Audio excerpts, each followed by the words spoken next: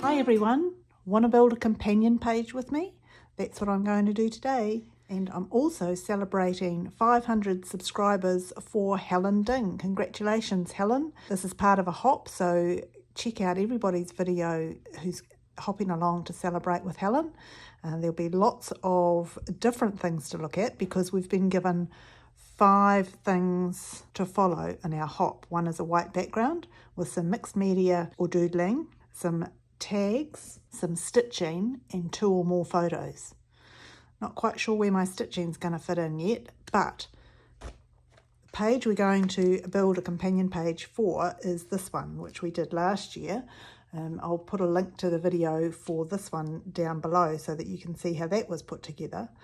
But the other photos that go with that, I still have sitting around on my desk. So I thought we would build a companion page to go with this one. So I've got my white background.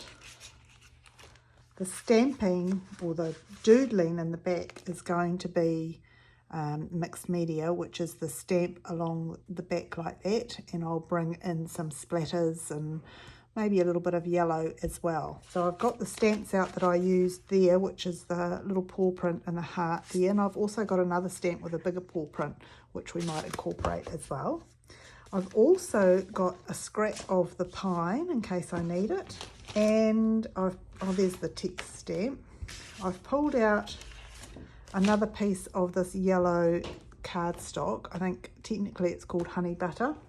And I've also pulled out my leftovers of the cassette set, which is where this little piece of paper came from here. So let's see how we go. I'll speed up a little bit now and voice over, but you can still settle in and enjoy watching this page come together as I talk through the elements I bring across to make it blend well. Okay, see you soon. The first thing I'll do is bring in the 4 photos that I have left for this layout and position them so that I know how they'll best fit. So there's 2 there that I think I'll crop down, and I do end up cropping them to 3 by 3 squares, and then I can overlap the centre squares just a little bit and have the dog on the right facing in and the one up the top facing more out of the page, leaving a bit of gap to bring in some of the yellow from the other side and match it up. I'll also go around the outside with the green, I think it was pine, and I'll bring a little bit of the yellow mixed media in as well. Having looked back at the last page that we did, I know that we used mustard seed and brushed corduroy together, and that just tones down the yellow in the mustard seed a little bit. So, and then I spray them with water and then mix them up with my sponge. And I'm going to do a bit of a circle right around the middle of these photos where they meet. When you first pick up the mixed media stuff, it's quite saturated on the sponge. So I'm going to do the middle of the circle and then some lines coming out from the middle of that photo up the top. And then when the sponge is drying out a little bit, I'll come back to the circle down the bottom so I can get some kind of wispy little bits around the outside. When that's finished, I'll clean the all-purpose mat up with just a paper towel to get rid of all of that coloured stuff and pop that page over to dry. When it's dry, it did take a little bit longer than that, and I wasn't patient enough actually. But anyway, I'll bring this text stamp in and I'm going to stamp that in the 2 different places. So putting it on a block, I do need to make sure that the letters are the right way up and that I use the same pine ink that I used on the left-hand page and that the text is straight. So I'm going to start just under where the photo is going to go and then line them up along the way as we go so that there's a straight line of text just like there is on the left hand page, and I'll go right off the page even though I think that bit will be covered up. And then 1 down in the middle of the circle down the bottom, and we're done. So around the outside I used some pine ink with a blending brush, so I'll do the same on this side on this page, and then when I'm finished I'll compare the 2. Now I do notice when I put them together that the left-hand page is a little light in comparison. So taking it out of the plastic to get a good view, you can see it's not quite as heavy. So that's easy to fix by putting more on the left-hand page, just to even them up a little bit and make them look a little bit more like they were done at the same time. That's better.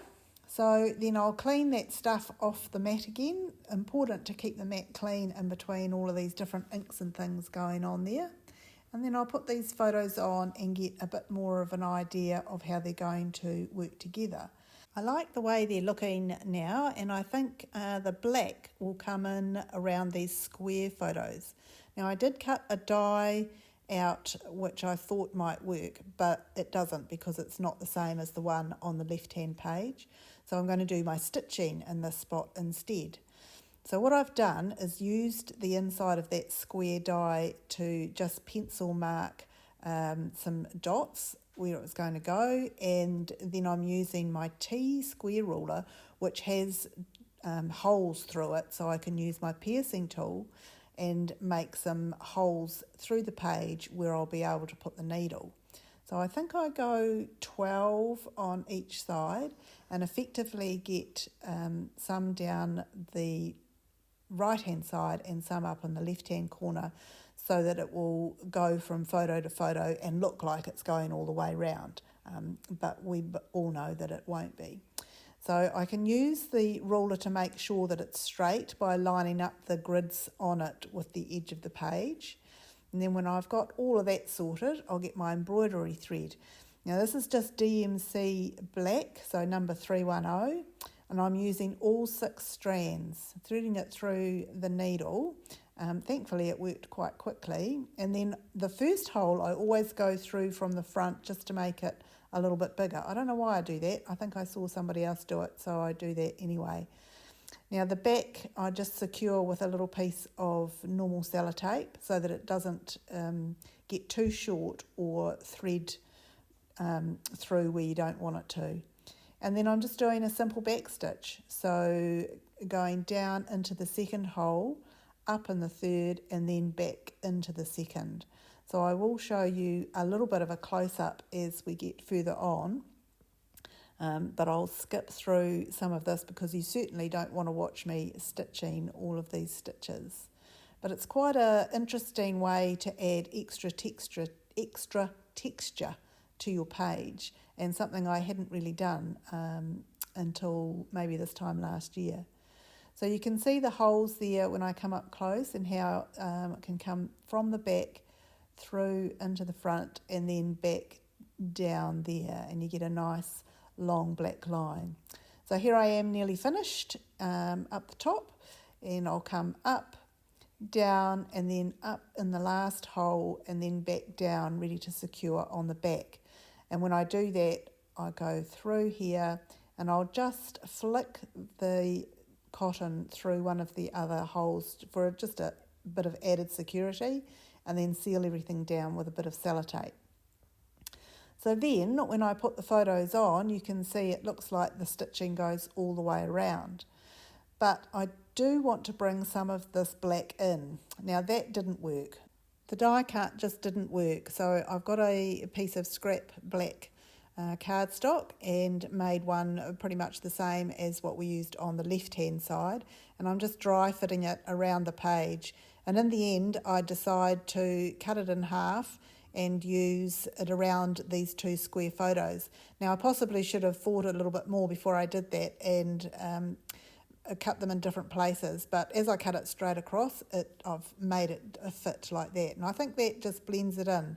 Now I'm trying to see if I'm going to mount that photo, and I don't think I am, but I do want to bring some of this ripped paper in. Thankfully there was some that matched, only this piece though, so I'll have to be very frugal with it in case I want to use it anywhere else.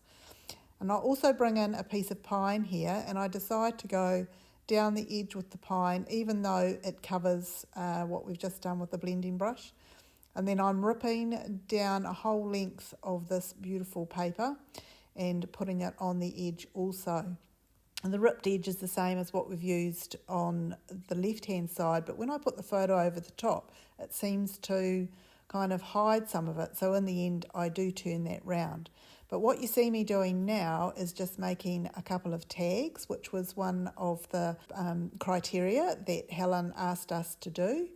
So I'm going to put one up here where I'll put a little bit of a title, and then I make another one where I can journal, and then I make a third one. I'm not sure whether I'll go with 2 or 3 at this stage, but I'll just see how it works.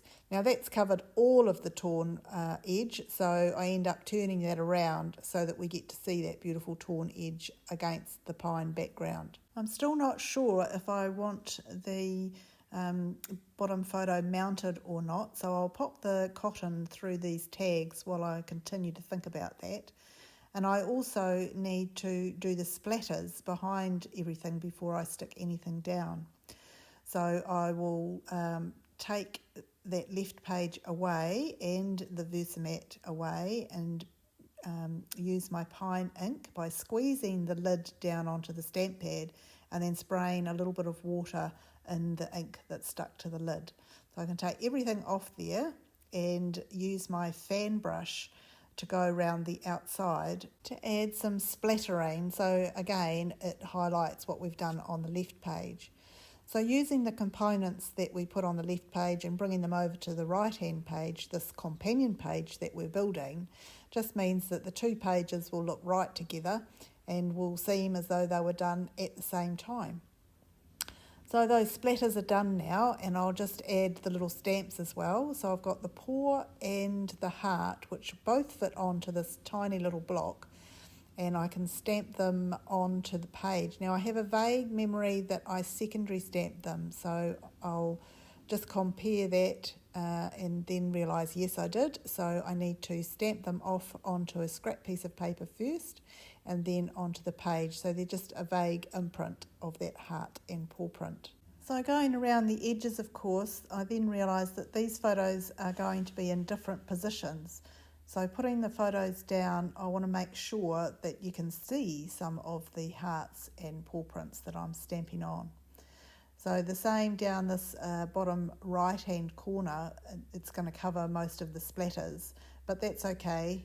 We know they're there and you can see them in the other spots anyway, so it still coordinates well with the left hand page. So then I can start sticking everything down. So I'm interested to see what everybody else does for Helen's hop.